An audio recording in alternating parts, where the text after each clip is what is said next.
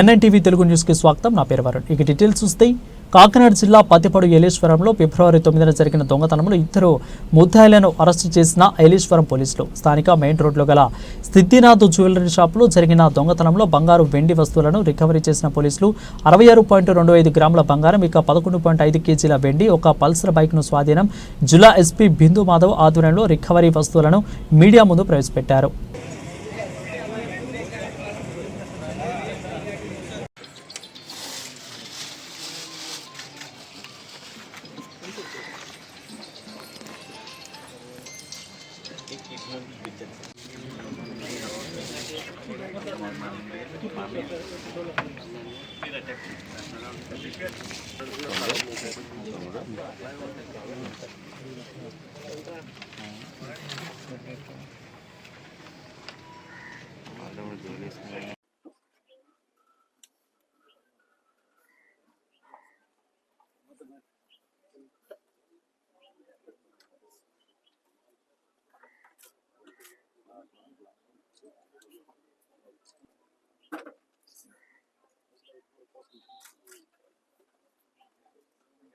Thank you.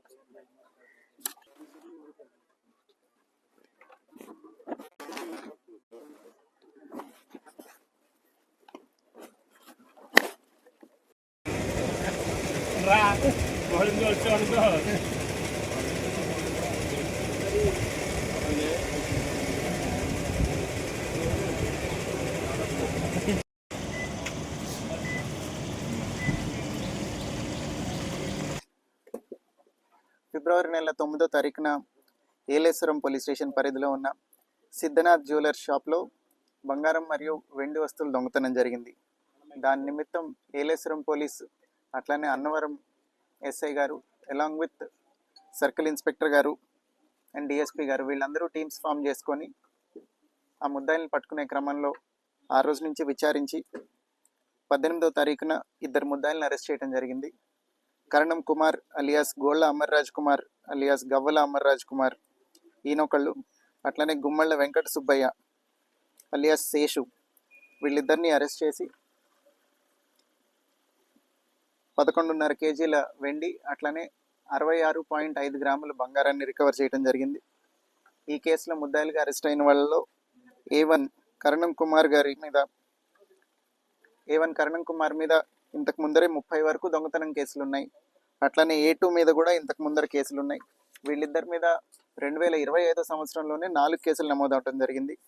వీళ్ళిద్దరూ 2025 సంవత్సరంలో ఏలేశ్వరంలో కాకుండా నక్కపల్లిలో, తుని టౌన్లో, ఆత్మకూరు పిఎస్లో దొంగతనాలు చేశారు. వీటన్నిటిలోనూ ప్రాపర్టీ రికవర్ అవడం జరిగింది.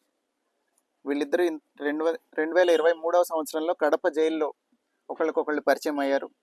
అక్కడి నుంచి కలిసి దొంగతనాలు చేయటం మొదలుపెట్టారు.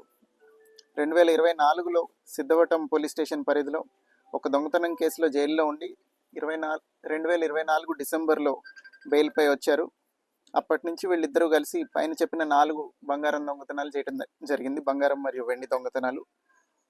2025 జనవరి 19న నక్కపల్లిలో ఒక ఇంట్లో దొంగతనం చేసి అక్కడి నుంచి వచ్చి తుని రైల్వే స్టేషన్ దగ్గర వెయిట్ చేసి, తుని రైల్వే స్టేషన్ దగ్గర ఒక బైక్ దొంగతనం చేసి అది తీసుకొని ఆ బైక్లో వచ్చి ఏలేశ్వరంలో ఉన్న జ్యువెలరీ షాప్లో దొంగతనం చేయడం జరిగింది. మేము అది సీసీ కెమెరాల ద్వారా మొదట బైక్ని గుర్తించి ఆ తర్వాత దర్యాప్తు జరిపి వీళ్ళిద్దరిని అరెస్ట్ చేయడం జరిగింది. ఈ కేసులో బాగా పనిచేసిన సూర్య అప్పారావు గారు, inspector of police Prathipadu circle, Haribabu SI of police Annavaram police station, Ramalingeswararao SI of police Yeleswaram, అట్లానే G Venkateswararao sub inspector of police Ravuthalapudi and L Prasad additional SI Annavaram PS, వీళ్ళతో పాటుగా డిఎస్పీ శ్రీహరి గారు అందరూ చాలా హార్డ్ వర్క్ చేసి ముద్దాయిల్ని పట్టుకోవడం జరిగింది. వారందరినీ అభినందిస్తున్నాం.